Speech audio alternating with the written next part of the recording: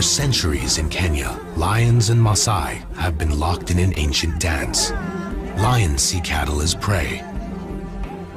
Warriors see lions as their ultimate adversary. But this dance can't go on.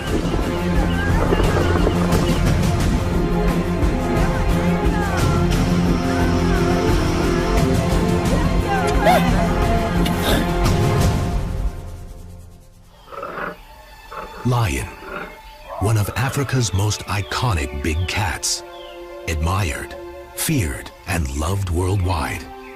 They seem invincible.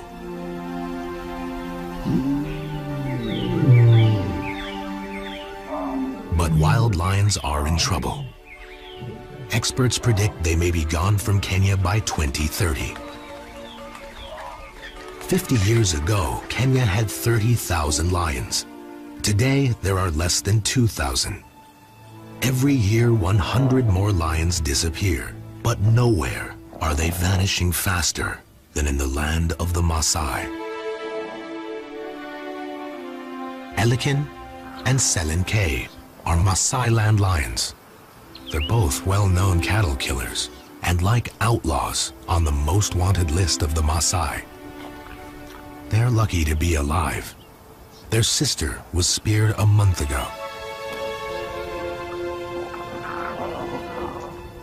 Elikin and Selenkei are collared research lions, part of a group being studied by scientists trying to find ways to protect them. They live on the Maasai group ranch called Imberikani, just north of Mount Kilimanjaro.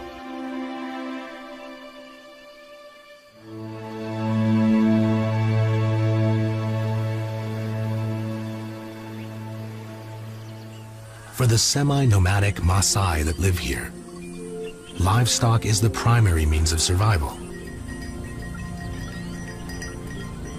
They live inside thorn-fenced enclosures called bomas, designed to keep predators out. Almost 10,000 Maasai live on Imberikani, and each year they lose hundreds of their animals to the lions. Kenya just suffered its worst drought in 2 decades.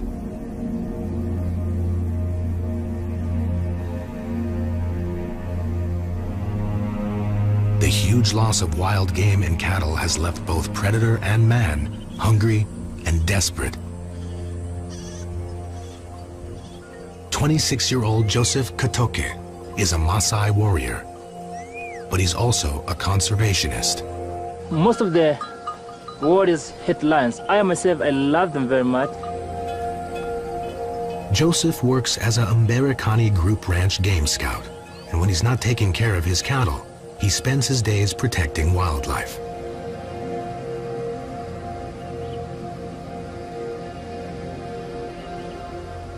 Today, like many others lately, Joseph has been called in to mediate.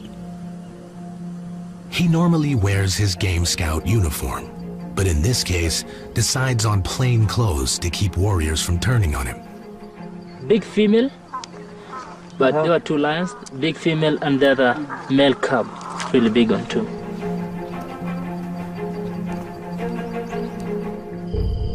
The lions broke into the boma last night.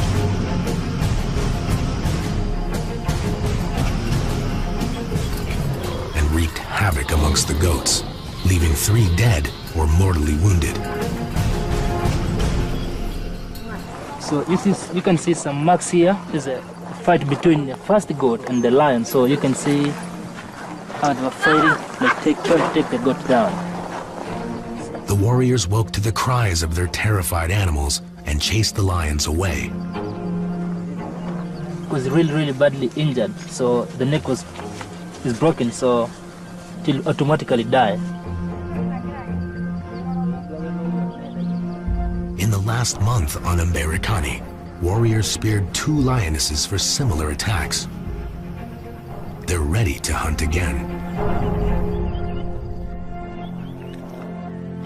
Elikan and Selenkei are likely suspects, but since they've had cubs, they're staying away from Maasai livestock.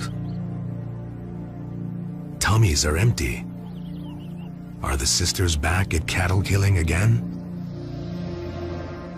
Joseph appeals to the owner of the boma, reminding him killing the lions is a permanent loss to the Maasai. And if his warriors don't seek revenge, he will be reimbursed. The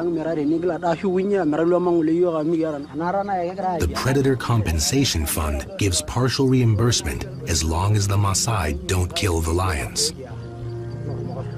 The owner agrees for now, but they're saying that this night, if they decide, if the lions come back, we are going to kill them. Joseph is caught in the middle. He must relate to his fellow warriors, while at the same time keep the few lions left alive.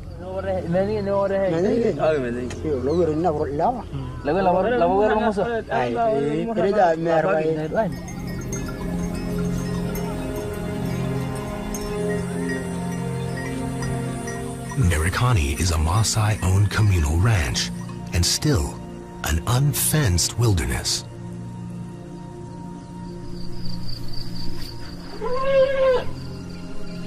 The Maasai traditionally don't hunt for meat or eat wild game.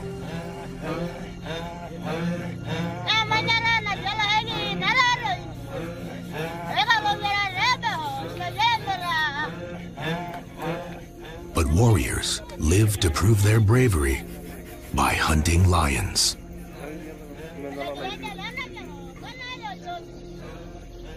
Lion hunting is an exact art. They must prepare themselves emotionally and physically. The warrior who spears the lion first is admired for life and becomes famous for bravery. He's given a new name, a lion name. But only about 20 lions remain on Merikani.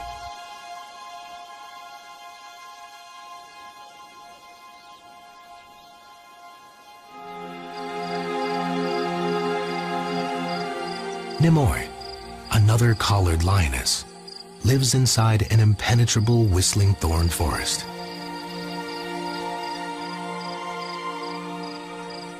She isn't a known cattle killer, but she struggled to raise her 4-month-old cubs through the drought.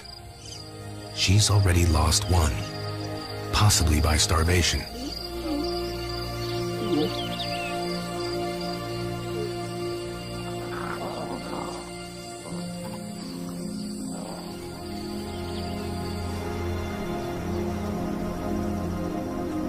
As Nimoy tries to find food for her cubs, a new threat to the lions is being born.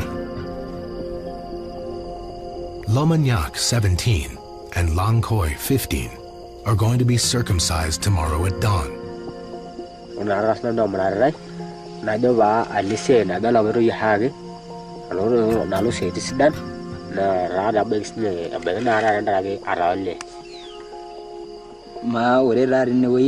Raga bulon ne ja gormahan na wure dora ra ne ni gunu ne nginyala rongi hage gambare ni nyali te ni nyali ngusingihu amure ni nyala ra ne awona ra mu nyala ne ngireng.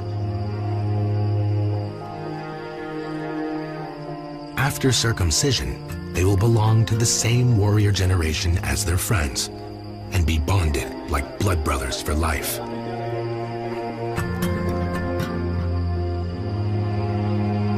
A new warrior generation is created about every 15 years. As the brothers mentally prepare for their ordeal, their mother shaves their heads.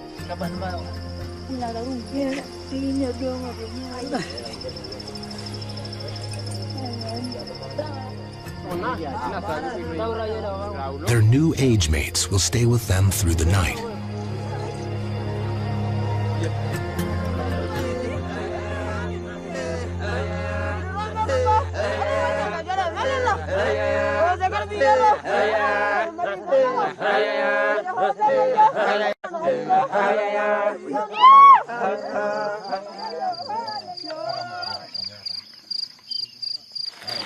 How much do you?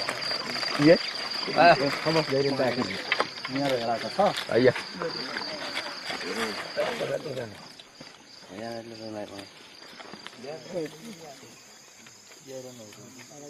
The circumciser is a trained male nurse from the local clinic. He uses a sterilized scalpel to continue an ancient practice, until recently done with an old blade.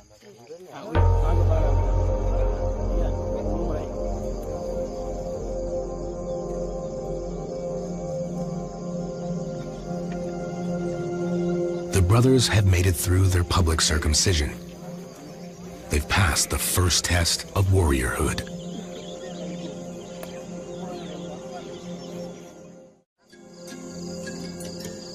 A week later, Lomanyak and Lankoi are well enough to sit outside with their father and dream.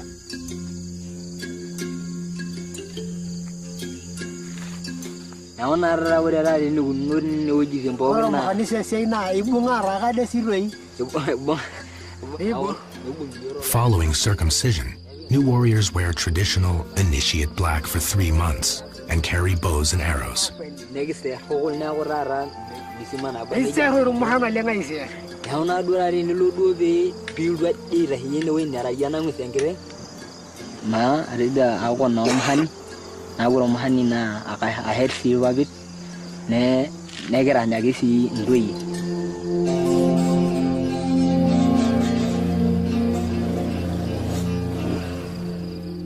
Not far away, the lions are at it again. They've mauled 2 donkeys and killed 1. The warriors are furious. Joseph does his best to calm them down.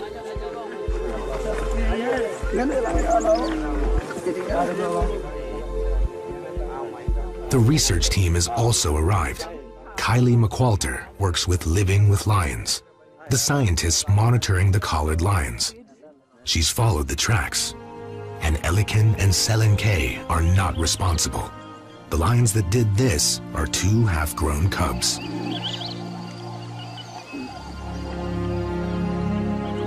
Okay, so they've agreed that they won't kill the lions if we can find them and KWS come and take them away. We've got a couple of days to find them. This rain isn't helping at all.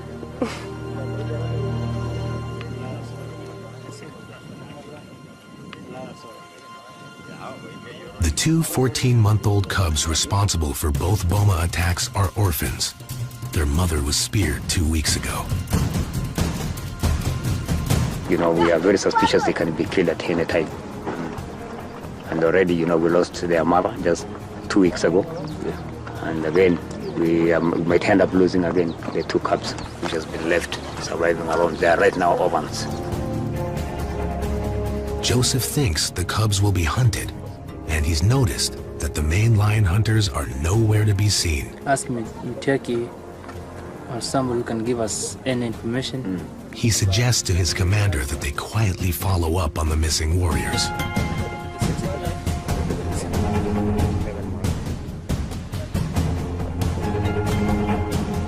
Kylie has just a few days to find the orphaned cubs and relocate them to safer land. And it will be like finding 2 needles in a haystack.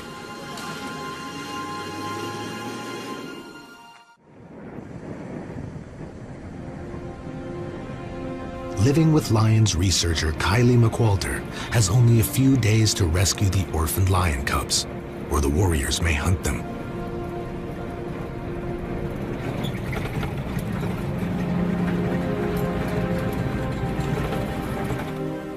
But there are thousands of acres to search, and the cubs are not collared.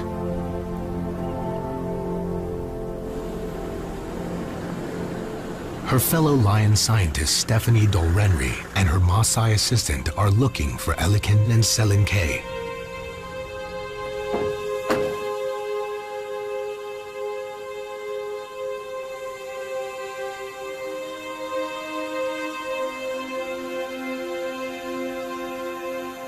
Collars are a tool for conservation. Particularly with the lion guardians on the ground, they're able to know where those lions are, and they can track and they can say, okay, we know that a cow was killed over in one area and Morans might be going hunting over in that area, but our collared animals are all in another area. They should be safe. So it becomes a tool. It becomes a way of saving these lions. They find Elikin and Selinkei, the two veteran cattle killers, in a shady spot near water and unfortunately several Maasai bomas. Hopefully, they won't be tempted. The researchers have learned that these persecuted lions live like fugitives, alone or in small groups, which is unnatural for these big social cats.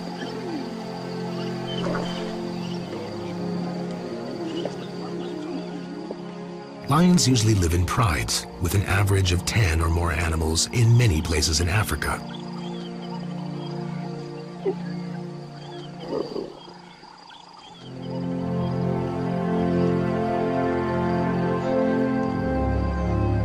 The scientists are trying to find ways to help the lions and the Maasai coexist, which may give these 4 cubs a fighting chance at survival.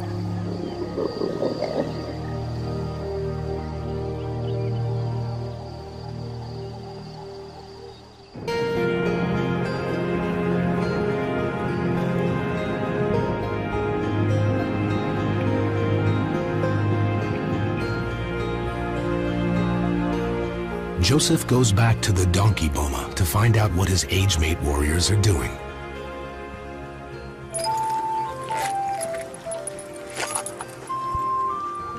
Hello. Eh?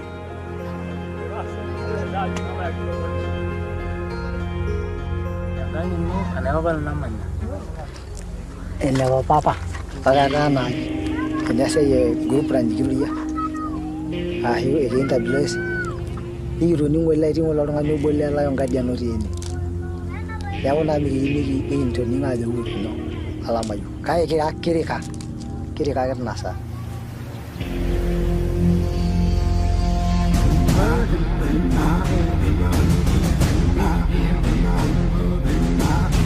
So they had gone hunting. But by the time they got close enough to throw their spears, the orphan cubs split up and ran into the thick bush.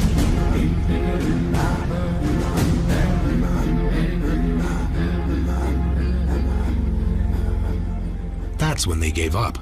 Some lost interest and others were afraid of getting into trouble.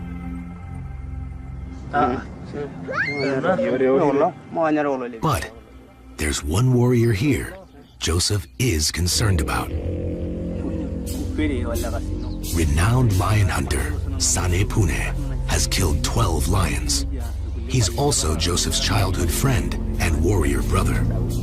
Joseph reminds him that lion hunting is illegal and the importance of conservation.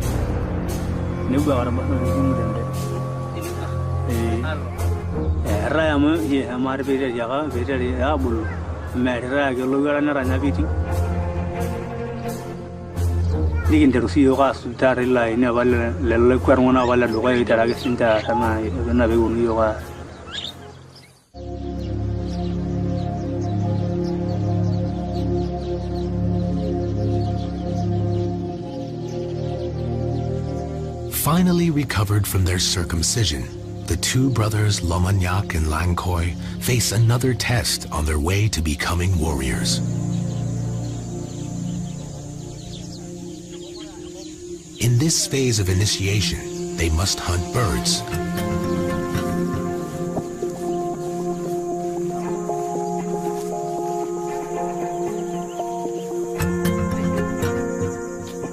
It's difficult to knock a bird out with a blunt handmade arrow.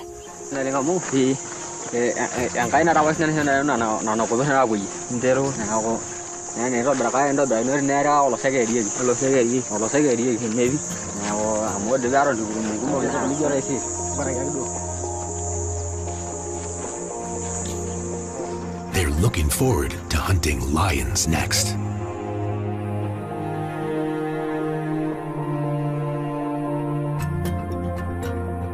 Meanwhile, on the other side of Mberikani, Tom Hill, the co-founder of the Predator Compensation Fund, is preparing to meet with local Maasai elders and chiefs. Business principles have a great deal to do with addressing actually other businessmen's problems. And the Maasai livestock owner is also a businessman. So let's talk about economics and let's solve the problems from an economic point of view. Tom was brought into the fight to save the lions by an old friend. Richard Bonham, a Kenyan, has lived on Mberekani for almost 3 decades.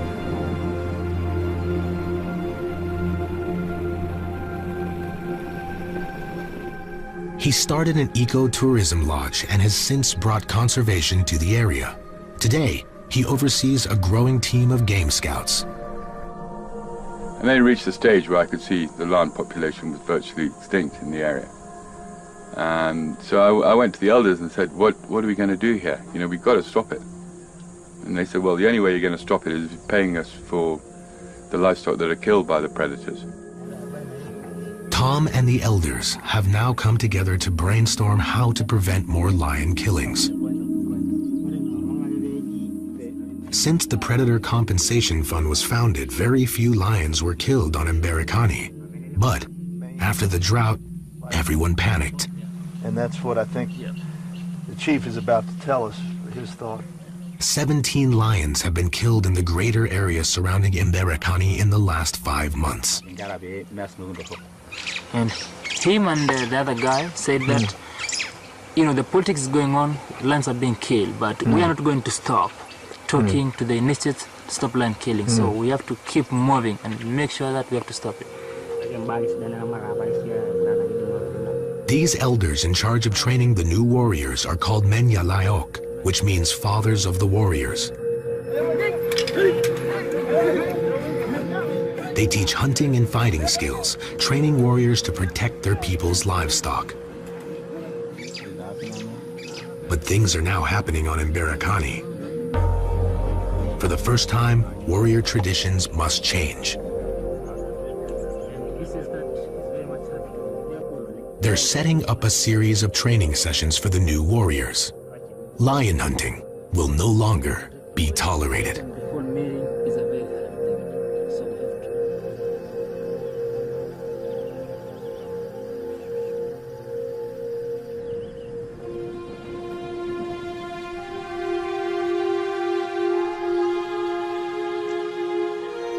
Kylie McWalter and her research assistant are still searching for the 2 orphan cubs. They only have 2 days left. The warriors admitted to Joseph that they tracked them yesterday, but aborted their hunt after the cubs split up. Without collars, the cubs are hard to track. We eventually found tracks of one cub and followed the tracks all the way to the river, and then lost the tracks again. So we've come up here now to look for the tracks of the second cub. We've had no luck so far, so things are not looking good.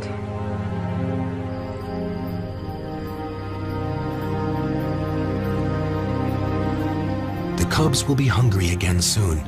They may be too young to survive on their own and will probably break into another boma.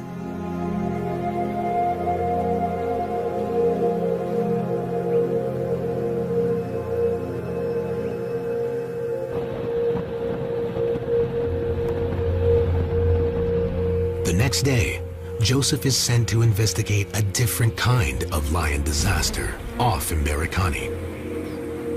Poison, yeah. And it's very, very, very bad poison. These lions attacked a boma 2 nights in a row and killed 2 cows. The owner of the boma, an elder, was asked by authorities not to retaliate, but he only had 3 cows remaining and panicked. I'm gonna say that we have lost the whole pride around here, so it's a very sad case. Have to talk to the community, try to talk to them to stop this, because this will never, if we still do this, no more lions or no more predators in our country or in Africa. Poison takes the guilty and the innocent. We have lost 5 lions in total out of the incident. The community member used this particular bucket here. They drew the blood in the bucket. They mixed it with the deadly poison, that is the ferrodin, and at night, in our absence, they placed this one at a site where the lions could access this bucket. The poison furidan, made in America, banned there, but imported to Africa, is tasteless and odorless and meant as a crop pesticide. It's so toxic, even the flies are dying. Any scavenger that eats the dead lions will also die. Kenya Wildlife Service burns the carcasses to prevent further damage. Poisoning is fast becoming one of the largest threats to predators in Kenya.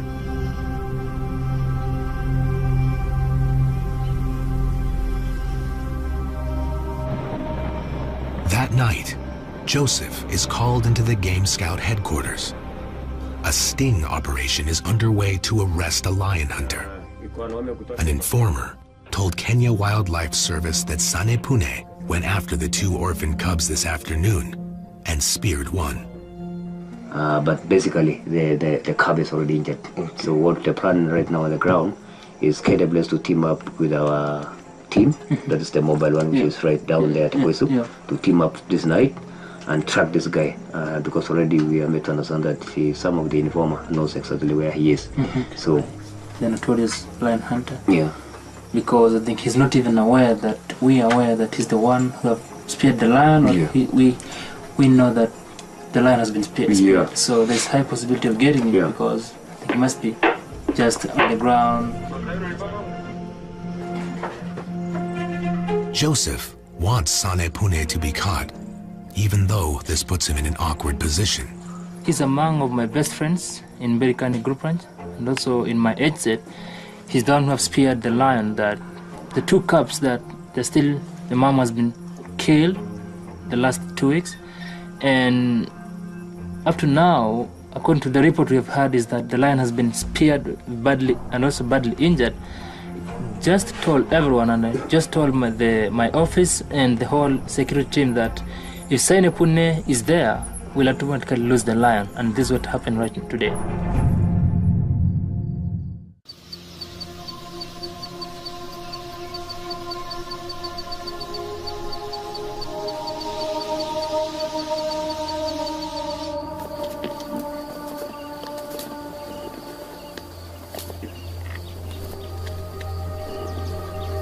Nimoy has had some success. She's managed to ambush an ostrich.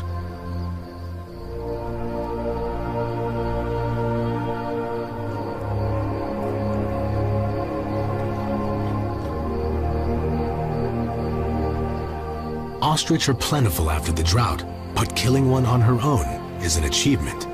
They're fast and agile and can deliver a surprising lethal front kick.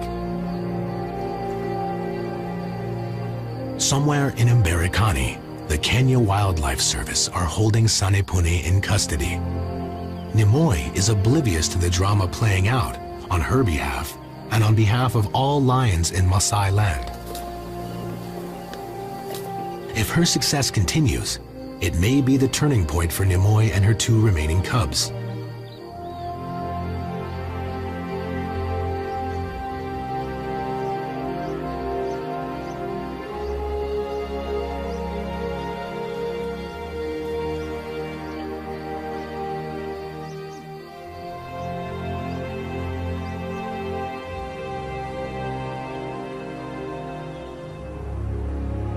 Out on the plains, Joseph gets away from the stress of his job as a game scout and joins his fellow age mates for a wedding ceremony.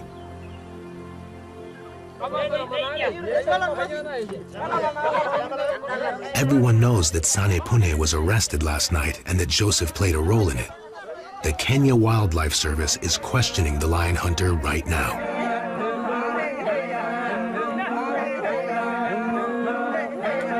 Some of the warriors are angry with Sane Pune for being caught. Others think Joseph is a traitor.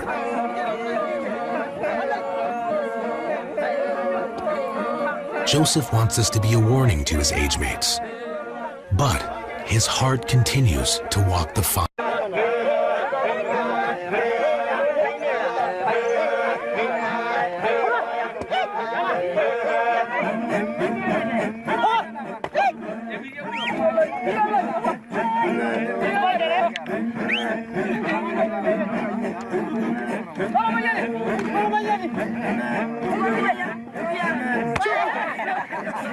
For more than 400 years, the Maasai have kept their culture intact. At its core is the lion-warrior love-hate relationship. Most songs and legends are about lions and warriors. If lion hunting goes from Maasai culture, what can replace it? And what else will go next? The next morning, in the whistling thorn forest, Nimoy watches the vultures come in, attracted to her ostrich kill.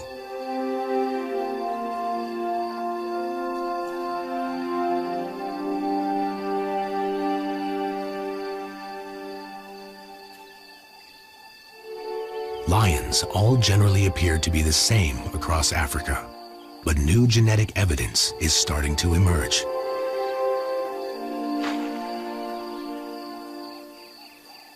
Prides sampled in East, West, and South Africa all seem genetically distinct, and there is concern that lions from different areas probably don't interbreed.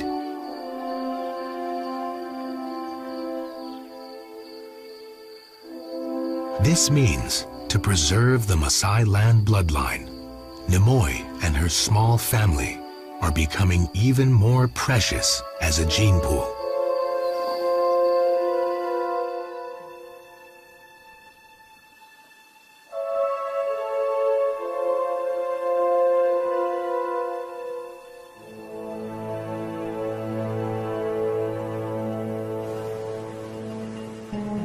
Lamanyak and Lankoi are on their way to the first initiate training meeting, usually held under a tree, but today in a donated community church. The Menya Layok, or Fathers of the Warriors, have arrived. Joseph is here to help. This is a historic day. It's the first time the new warrior lessons will be taught. Lamanyak and Lankoi have never been to an indoor meeting and don't know what to expect. One of the fathers introduces today's program.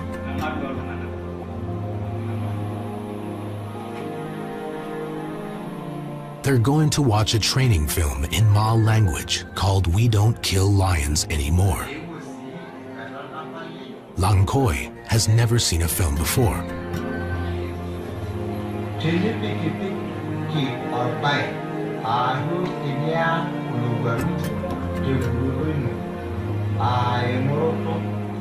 This film was made by Richard Bonham and Tom Hill's Fund to help teach communities about predator compensation.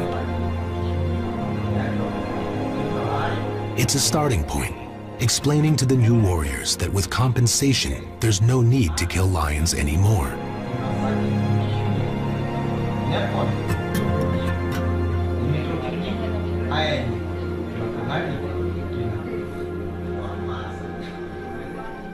For two future warriors who dream of lion hunting, the message is loud and clear.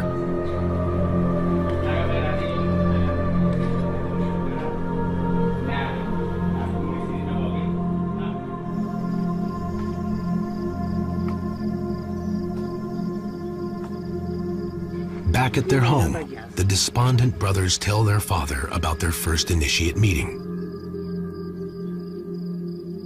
His sons won't be experiencing the kind of warriorhood he remembers. How can they be warriors without hunting lions? Can they possibly define themselves as men?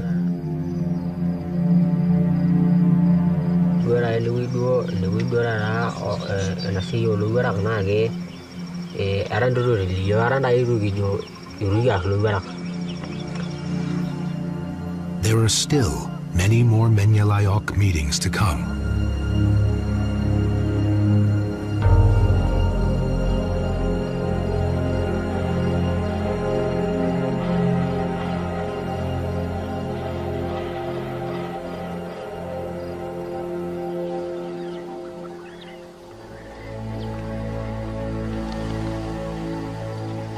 First light reveals Elikin and Selenkei's nighttime exploits. And this time, the researchers can sigh in relief. the veteran cattle thieves have also killed an ostrich. And as long as they don't return to livestock, there is hope for their future. Lions are specialist hunters, and once they've successfully killed, they will continue to improve the technique.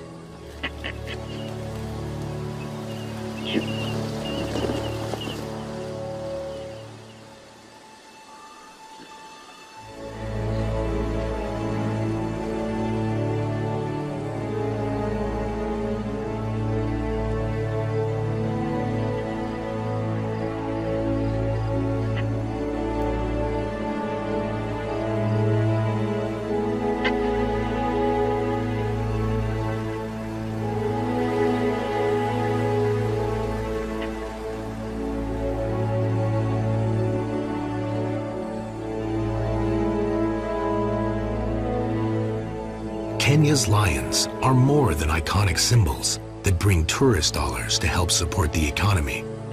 As top predators, their role in the ecosystem is vital. If they go extinct, everything else suffers, from the environment to the economic sustainability of the land.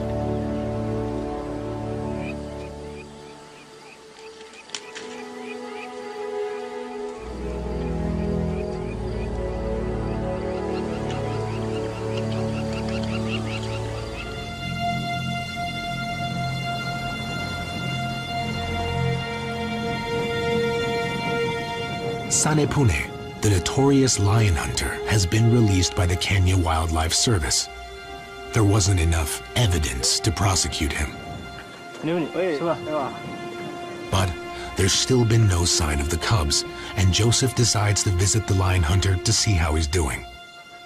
As angry as Joseph is, he's still Sanepune's warrior brother, and this will never change. Sanepune is glad to see Joseph, and feels comfortable enough to tell his side of the story.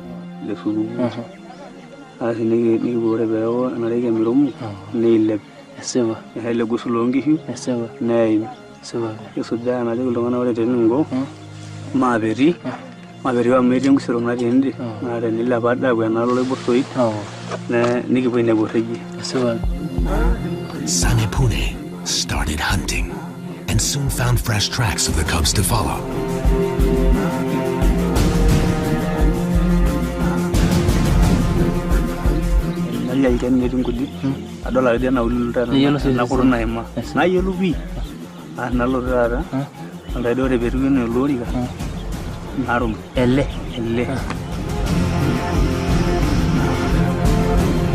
He carefully approached the shade tree and took aim. Sanepune is known for never missing his mark.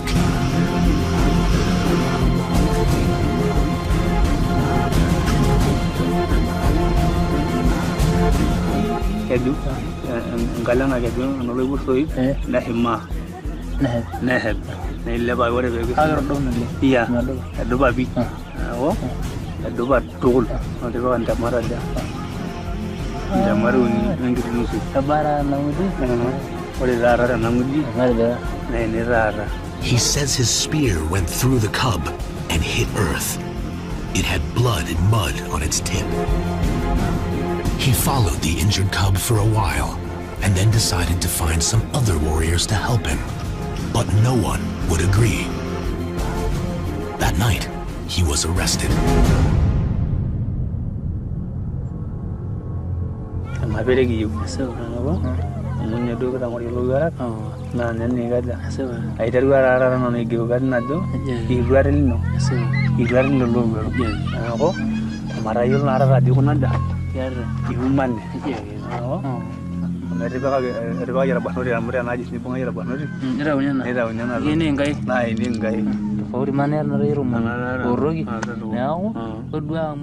Joseph reminds his age mate that he's already killed 12 lions, and in Maasai culture, killing more than 9 is bad luck. He begs Sanepune to now stop. From what Sanepune claimed, Joseph believes the cubs are probably dead. Joseph knows that Sanepune won't change. He's a traditional Maasai, but he only has a few years left of warriorhood. Sanepune's father killed 9 lions. Sanepune grew up believing he must do the same. He finds this changing new world he lives in confusing and difficult to adapt to. He's a dying breed of warrior that may soon become part of Maasai legends.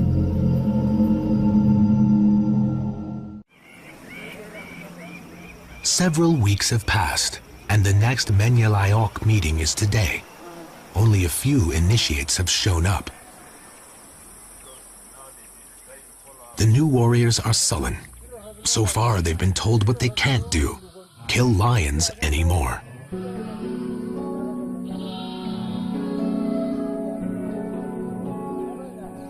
Tom Hill and Richard Bonham are here to support this grassroots initiative. Let me make it very clear that the ideas that you're hearing here today and the projects and the activities, the benefits that you will realize in the future are not coming from our ideas, but are coming, in fact, from your own people. The modern warrior education includes Maasai tradition, but introduces conservation, healthcare, and education. The fathers try to make the new lessons sound appealing. So when we talk of women, even if you kill how many lions and somebody has a degree and has a good job, you can't compete with him for lady. But the main event today is sports, something that can replace lion hunting. The idea is to organize teams between warrior groups and have regular competitions. Winners are awarded status and prizes. Mamanyak takes his turn at spear throwing, a skill all warriors love, and comes in second. His frown turns into a smile.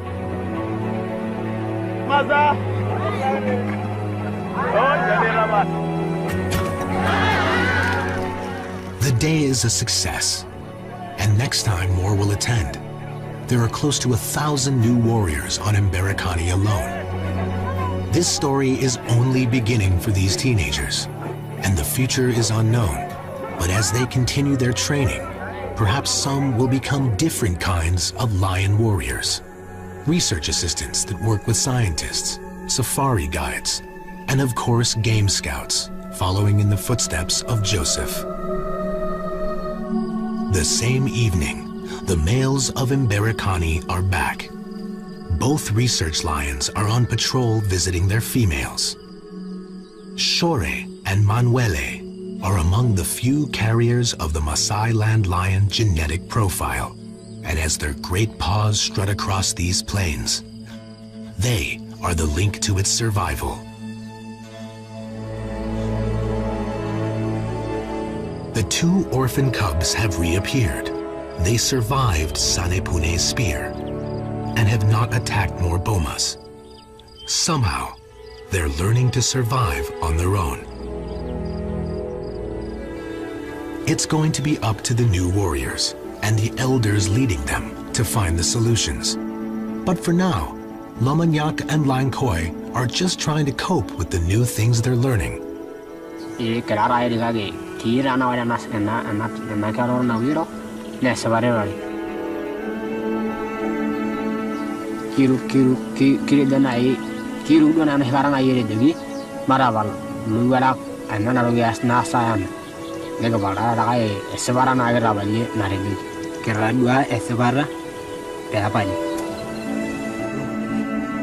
a few months, the 2 brothers can paint their faces with red ochre as they join their age mates for more warrior training